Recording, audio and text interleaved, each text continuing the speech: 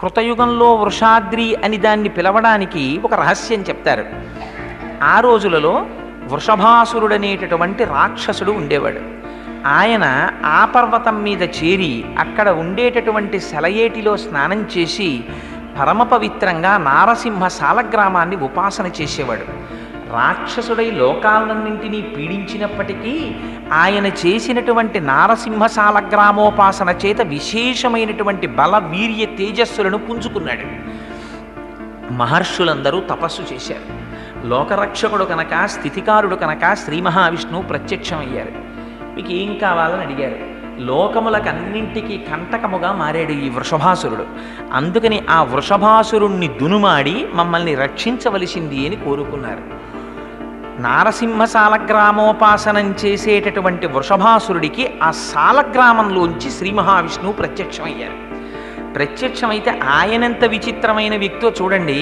ఆయన అన్నాడు, స్వామి నాకేమీ కోరిక లేదయా, శ్రీనివాసానంత గోవింద అని ఆయన్ని పిలిచి నాకొక్కటే ఒక్క కోరిక, నాకు నచ మోక్షం నచ స్వర్గం పరమేష్ట్య పదం హరేహి, నాకు స్వర్గం వద్దు, నాకు మోక్షం వద్దు, నాకు పరమేష్టి పదం వద్దు, నాకేమీ వద్దు, నాకేం కావాలో తెలుసా, శ్రీనివాసానంత గోవింద సురోత్తమ, తండ్రి నాకొక్క వరం ఇయ్యి. ఏమిటా వరం? యుద్ధ భిక్షాంచదేహిమే, నాకు నీతో యుద్ధం చెయ్యాలను. ఇంత స్వామి ప్రత్యక్షమైతే ఉపాధి రాక్షసోపాధి కదా. ఆయన కోరుకున్న కోరిక శ్రీ మహావిష్ణువుతో యుద్ధం చెయ్యాలి. సరే, దానికేముంది, నీ ముచ్చట తీరుస్తానన్నారు స్వామి. ఇద్దరికీ యుద్ధం ప్రారంభమైంది. బ్రహ్మాండమైన యుద్ధం జరిగింది. ఆ యుద్ధంలో శ్రీ మహావిష్ణువు ప్రదర్శించేటటువంటి మెళకువలు చూడాలని ఆయన తాపత్రయం. ఎటువంటి ఉపాధిలో ఎటువంటి సంస్కారంతో ఉన్నవాడికి అటువంటి కోరికలే పుడతాయి. రాక్షసుడు కనుక తెల్లవారి లేస్తే యుద్ధం చేయడం తప్ప ఇంకొకటి తెలియనివాడు కనుక శ్రీమన్నారాయణుడు చేసే యుద్ధం ఎలా ఉంటుందో తన ఒక్కడితో చేయాలని కోరిక ఆయనకి. అందుకని యుద్ధం చేశాడు.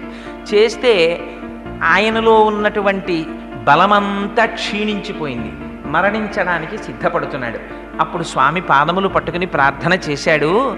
వరం యయాచే వృషభ శైలో మధబిదోస్త్వితి, స్వామి నేను మరణించే సమయం ఆసన్నమైంది, నాకొక్క వరం ఇమ్మన్నాడు. ఏం కావాలన్నారు పరమాత్మ?